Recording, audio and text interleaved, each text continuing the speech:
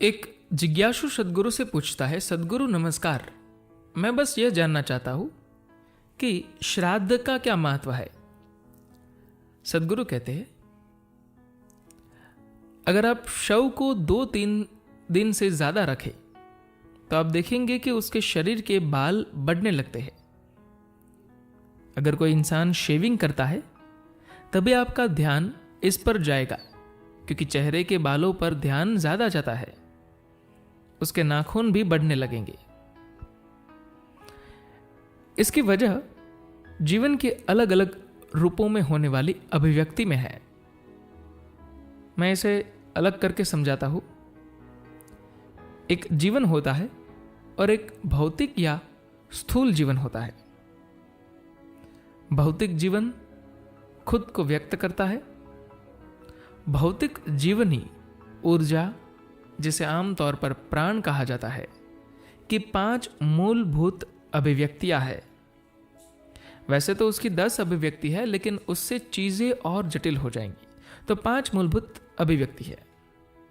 इन्हें समान, प्राण, उड़ान, अपान और व्यान कहा जाता है। जब किसी इंसान को मृत घोषित किया जाता है तो अगले 21 से 24 मिनट में समान शरीर से बाहर निकलने लगेगा। समान शरीर के तापमान को ठीक रखता है, इसीलिए सबसे पहले शरीर ठंडा होने लगता है। कोई मर गया है या जिंदा है, यह जांचने का पारंपरिक तरीका है कि नाक छूकर देखा जाता है। अगर नाक ठंडी हो गई है तो इसका मतलब है कि वह इंसान मर चुका है। 48 से 64 मिनट के बीच प्राण शरीर से निकल जाता है।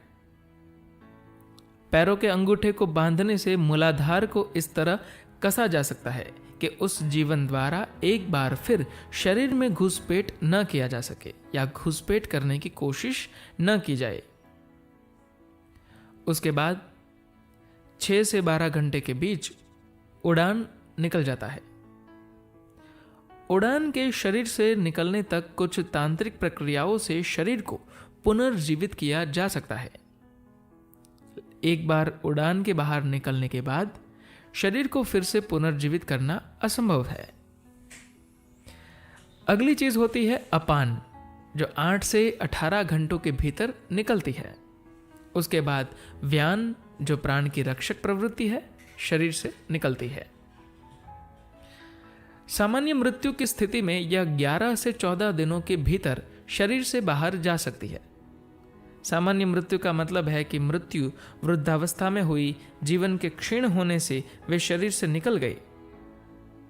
अगर किसी की मृत्यु दुर्घटना में होती है या दूसरे शब्दों में जीवन के जीवंत रहने के दौरान ही उसकी मृत्यु हो जाती है और उसका शरीर पूरी तरह नष्ट नहीं होता है, शरीर अब भी बचा रहता है, तो उस जीवन का कंपन 48 से 90 दिनों तक जारी रहता है। तब तक आप उस जीवन के लिए कुछ चीजें कर सकते हैं। आप उस जीवन के लिए क्या कर सकते हैं? शरीर छूट गया है और चेतन बुद्धि तथा विचारशील मन पीछे छूट गए हैं।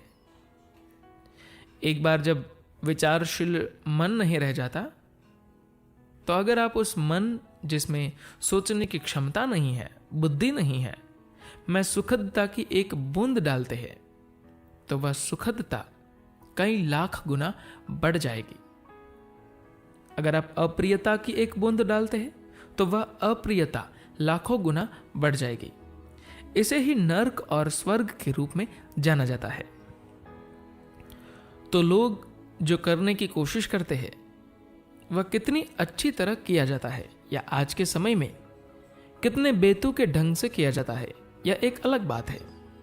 मगर अलग अलग स्तरों पर क्या किया जाना चाहिए, इसके बारे में एक पूरा विज्ञान है।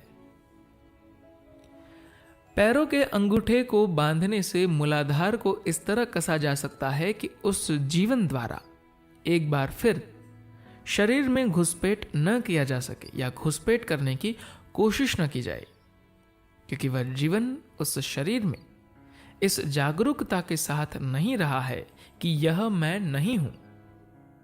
अगर आप शव को 2-3 दिन के बाद ज़्यादा रखे तो आप देखेंगे कि उसके शरीर के बाल बढ़ने लगते हैं। उसने हमेशा यह विश्वास किया है कि यहाँ मैं हूँ, हालांकि वह बाहर आ गया है, मगर वह शरीर के किसी भी छिद्र के द्वारा उसमें घुसने की कोशिश करता है, खासकर मूलाधार से होकर। मूलाधार में ही जीवन उत्पन्न होता है और जैसे जैसे शरीर ठंडा होने लगता है, आखिरी वक्त तक जहां गर्माहट बनी रहती है वह मूलाधार है। तो जीवन वापस आने की कोशिश करता है। इससे बचने के लिए पहला काम पैरों के अंगूठे को बांधने का किया जाता है ताकि वह कोशिश न हो सके। जीवन के निकलने की यह प्रक्रिया चरणों में होती है। यही वजह है कि पारंपरिक रूप से हमेशा यह कहा गया है कि अगर कोई मर जाता है तो आधे घंटे के भीतर या ज्यादा से ज्यादा 4 घंटों में आपको शरीर को जला देना चाहिए, क्योंकि यह प्रक्रिया चलती रहती है। जो जीवन शरीर से निकल गया है उसे लगता है कि वह अब भी शरीर में वापस जा सकता है। अगर आप इस नाटक को रोकना चाहते हैं तो शरीर को जला दीजिए। धन्यवाद।